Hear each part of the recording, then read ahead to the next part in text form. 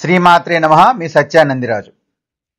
కిందటి సత్సంగంలో ఊరుగంటి లక్ష్మీ నృసింహ యోగీంద్రులు హిమాలయాల్లో 350 సంవత్సరాల వయసున్నటువంటి ఒక యోగి దగ్గర శిష్యుడిగా చేరారని చెప్పుకున్నాం కదా. అటువంటి యోగులు చాలా మంది ఉన్నారు మన భారతదేశంలో, వందల సంవత్సరాలు జీవించినటువంటి వారు.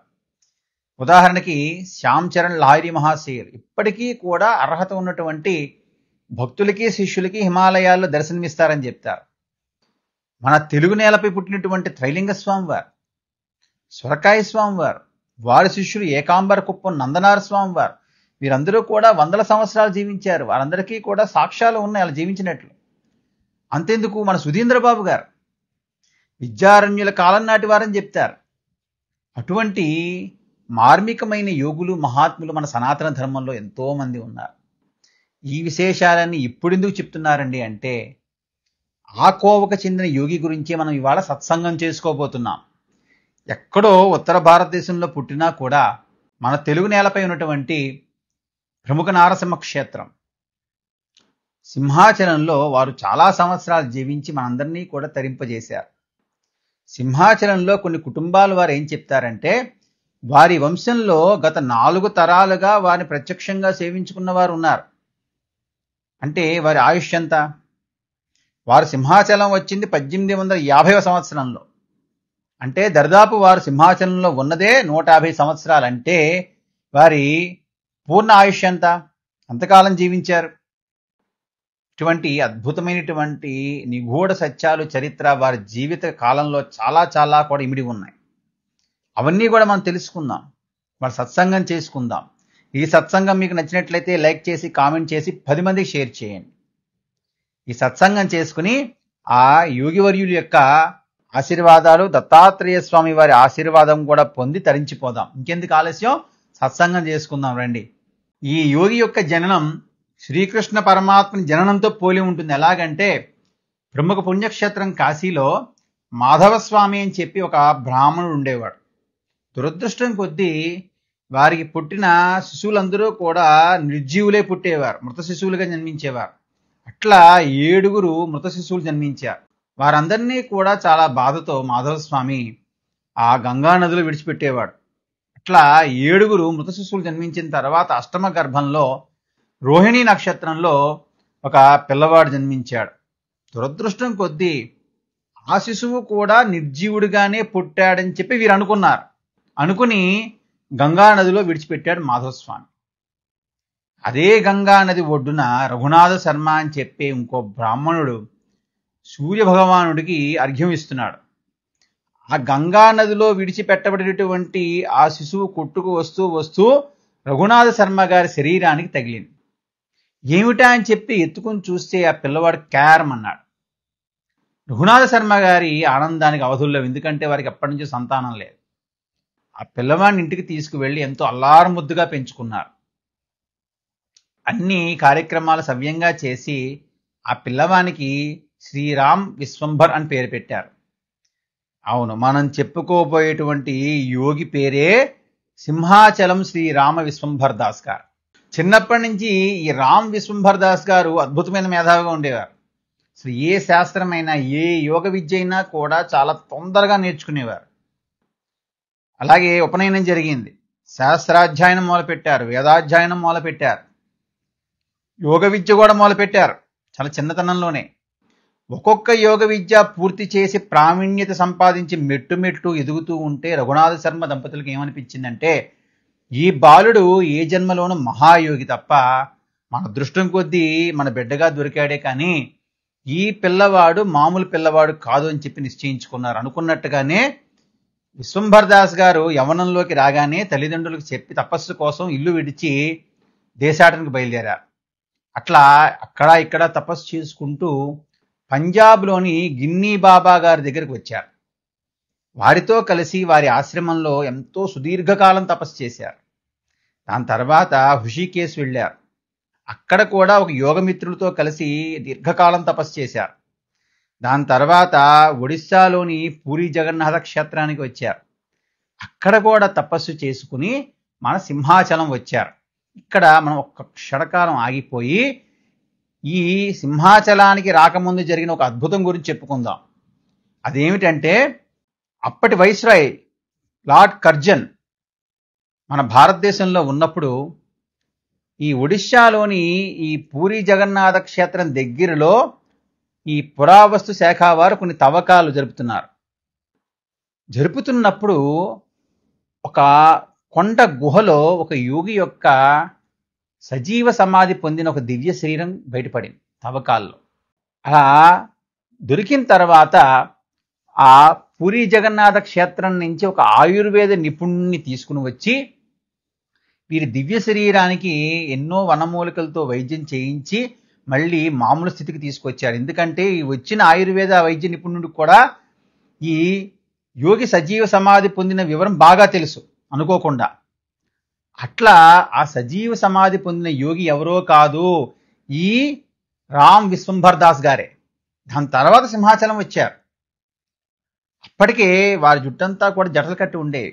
వీరు 1550 సంవత్సరంలో జన్మించారని చెప్తారు కొంతమంది అయితే అంతకు ముందే జన్మించారని చెప్తారు. ఝాన్సీ లక్ష్మీబాయిని ఆశీర్వదించామని, శ్రీకృష్ణదేవరాయలు విజయనగర సామ్రాజ్యాన్ని పరిపాలిస్తున్న రోజుల్లో వీరు దక్షిణ భారతదేశ యాత్రలు చేశారని చెప్తారు.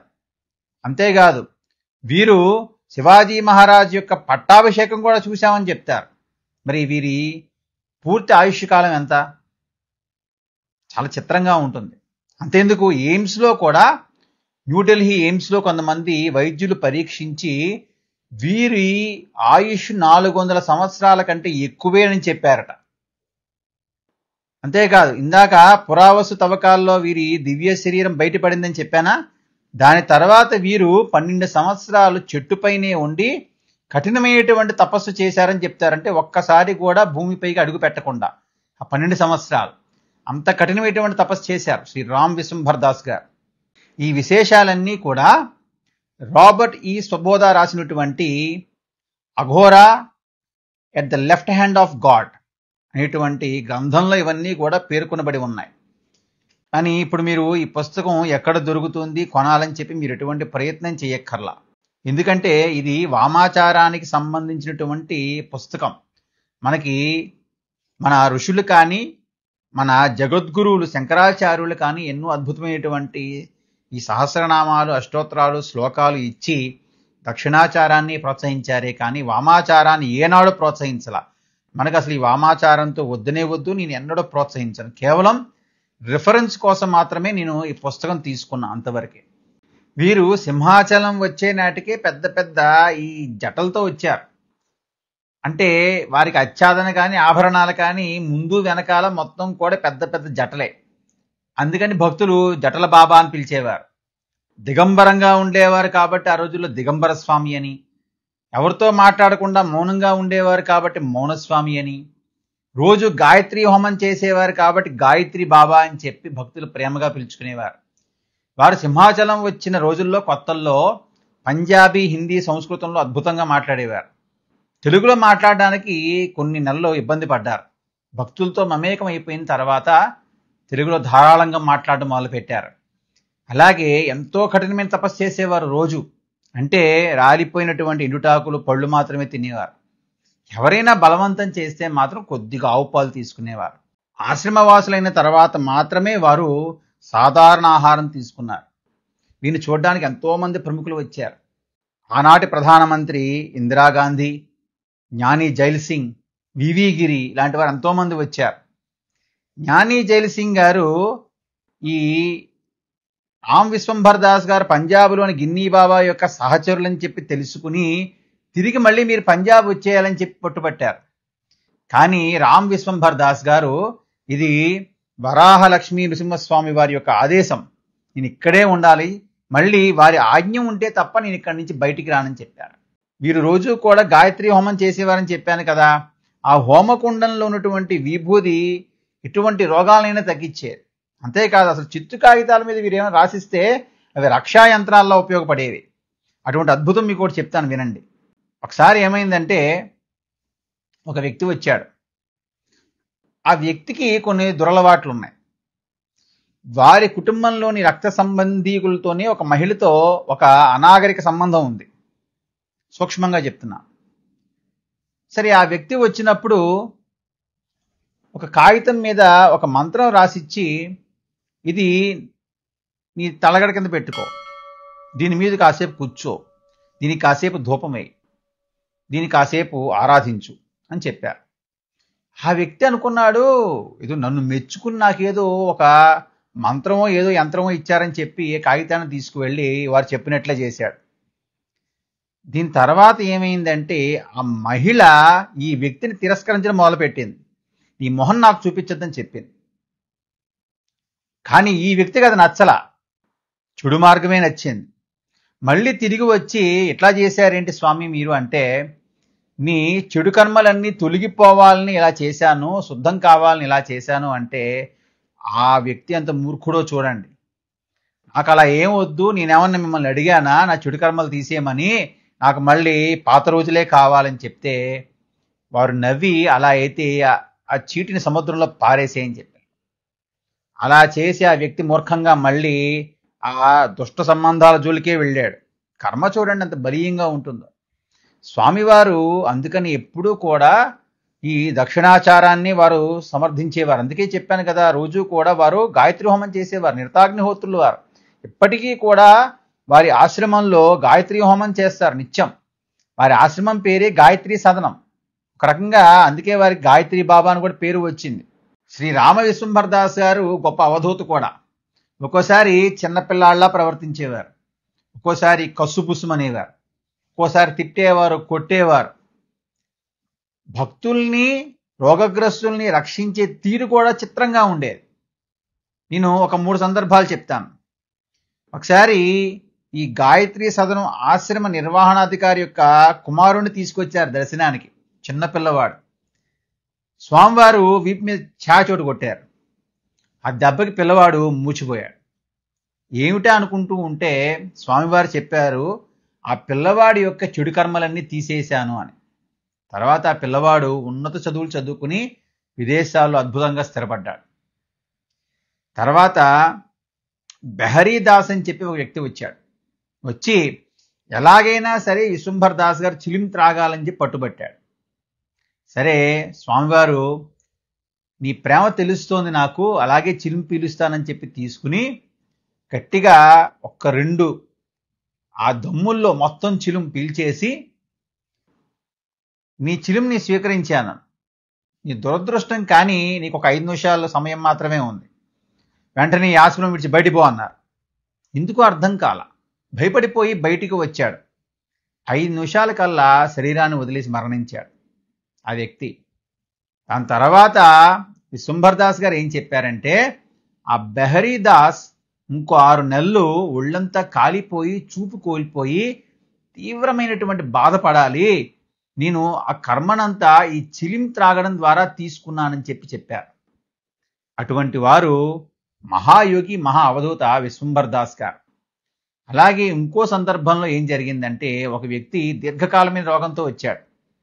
అసలు లోపలికి రానివ్వలా, తిట్టారు, ధూమధమలాడారు ఆ వ్యక్తిని చూసి. ఇదంతా కూడా పరీక్ష అని చెప్పి తెలుసుకున్నాడు ఆ వ్యక్తి. అలా కొన్నాళ్ళు వేచి చూసిన తర్వాత ఒక ఆకురసం తీసుకొచ్చి తాగమన్నారు. అది కాలకోట విషంలాగా చేదుగా ఉంది, అయినా సరే అలాగే తాగాడు నమ్మకంతో. తర్వాత వ్యాధి పూర్తిగా తగ్గిపోయింది. అట్లా పరీక్ష పెట్టేవారు శ్రీ రామ్ విశ్వంభరదాస్ గారు. అంత తేలిగ్గా దర్శనం ఇచ్చేవారు కాదు. అలా ఎన్నో వేల మందిని ఆ సింహాచలం విశాఖపట్నం ప్రాంతంలో రక్షించి తరింపజేశారు. చాలామంది సన్యాసులకి అవధూతలకి యజ్ఞోపవీతం ఉండదు, కానీ శ్రీ రామ విశ్వంభరదాస్ గారికి మాత్రం యజ్ఞోపవీతం ఎప్పుడూ ఉండేది. అదొక విచిత్రం. వీరు జీవించి ఉన్నంత కాలం కూడా వీరి వివరాలు బయట ప్రపంచానికి తెలియరాలేదు. కారణం ఏంటంటే, విశ్వంభరదాస్ గారికి ఇష్టం లేదు వివరాలన్నీ కూడా బయటికి రావడం.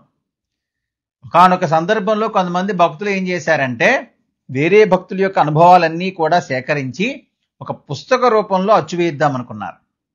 ఆ పనికి ఒక న్యాయవాది పూనుకుంటే ఆ వ్యక్తి హఠాత్తుగా మరణించాడు.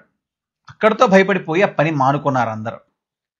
దాని తర్వాత ఒకప్పటి రాష్ట్రపతి, ఉపరాష్ట్రపతి అయినటువంటి వివి గిరి గారి కుమారుడు శంకరగిరి వచ్చి విలేకరుల దగ్గర ఈ విశ్వంభరదాస్ గారి యొక్క ఈ జీవిత వివరాలన్నీ కూడా సేకరించారు. స్వామివారు అడిగారు, మీరు ఏం చేస్తారు ఈ వివరాలతో అంటే, శంకరగిరి గారు పత్రికల్లో అచ్చు వేయిస్తామని చెప్పారట. అలా అయితే మీకు కళ్ళు పోతాయని చెప్పి వారు హెచ్చరించారు. అక్కడితో శంకరగిరి గారు ఆ పని ఆపేశారు. ఇదే అనుభవం అక్కడ ఉన్నటువంటి విలేకరులకు కూడా అయింది ఒకసారి. అందుకనే వారి వివరాలు తెలియాల్సినంతగా కూడా ప్రపంచానికి తెలియలా. ఇంకా భక్తులు ఏమనుకుంటారంటే స్వామివారు ఇన్ని వందల సంవత్సరాలు జీవించడానికి ప్రధాన కారణం వారికి లంబికా యోగం మీద ఉన్నటువంటి పట్టు. ఆ లంబికా యోగ సాధనలో వారు ఎంత అమృతపానం చేశారో అని చెప్పి భక్తులు చెప్పి మురిసిపోతూ ఉంటారు ఎప్పటికీ కూడా. నేను ఇందాక చెప్పాను కదా, వారి ఆశ్రమానికి గాయత్రి సదనం అని చెప్పి పేరు పెట్టుకున్నారని. అది మార్చి 23, 1972 సంవత్సరంలో పూర్తయింది. ఆ సింహాచల పుణ్యక్షేత్రానికి కూతవేటు దూరంలోనే కొండ మీదే ఉంటుంది వీరి ఆశ్రమం. ఇప్పటికీ కూడా మనం ఆశ్రమాన్ని చక్కగా సందర్శించవచ్చు. ఆ లొకేషన్ యొక్క వివరాలన్నీ కూడా మీకు నేను డిస్క్రిప్షన్లో ఇస్తాను. ఇక నుంచి మనం సింహాచలం ఆ వరాహ లక్ష్మీ నృసింహస్వామి వారితో పాటు ఈ యోగి యొక్క ఆశ్రమాన్ని కూడా దర్శించి మనం తరించాలి. అలాగే ఈ విశ్వంభర్ దాస్ గారి గురించి ఇంకొక 2 విశేషాలు చెప్తాను. వీరికి ప్రతి పన్ను పక్కన ఇంకో పన్ను ఉండేదట. అంటే అలాంటి పన్ను అంటే దరిదాపు వారికి 2 పళ్ళ సెట్లు ఉన్నట్టే. అంటే దరిదాపు 64 పళ్ళు. ఒక్కొక్క కొత్త పన్ను రావడానికి ఒక 100 సంవత్సరాలు పట్టేదట. ఆ లెక్కన వారి వయస్సు గణించడం మన వల్ల కాదు. అలాగే వీరు షిరిడీ సాయిబాబా వారితో చిలిం త్రాగారని కూడా చెప్తారు. అటువంటి మహాతపస్వి, గాయత్రీ మంత్ర ఉపాసకులు, గొప్ప మంత్రవేత్త, కొన్ని వందల ఏళ్లు జీవించినటువంటి లంబికా యోగ సాధకులైన శ్రీ రామ్ విశ్వంభర్ దాస్ జీ గారు ఆఖరికి జూన్ 5, 1993 ఉదయం 11 నుంచి 12 గంటల మధ్య యోగాసనంలో బ్రహ్మరంధ్రం ఛేదించుకుని బ్రహ్మీభూతులైపోయారు. ఆ రోజు సంపూర్ణ చంద్రగ్రహణం కూడా, శనివారం. అటువంటి వారి జీవ సమాధి ఇప్పటికీ కూడా వారి ఆశ్రమంలో మనం చూడవచ్చు. దాని మీద ఒక అద్భుతమైన శివాలయాన్ని కూడా వారు స్థాపించారు. ఈ సత్సంగం మీకు నచ్చినట్లయితే లైక్ చేసి, కామెంట్ చేసి 10 మందికి షేర్ చేయండి. ఈ సత్సంగంలో పాల్గొన్న మీ అందరికీ నాకు కూడా ఆ యోగి శ్రీరామ విశ్వంభర్ దాస్ జీ గారి యొక్క ఆశీస్సులు, దత్తాత్రేయ స్వామి వారి ఆశీస్సులు కూడా మెండుగా ఉండాలని కోరుకుంటూ మరొక అద్భుతమైన సత్సంగంలో మళ్ళీ కలుద్దాం. శ్రీమాత్రే నమః. మీ సత్యానందిరాజు.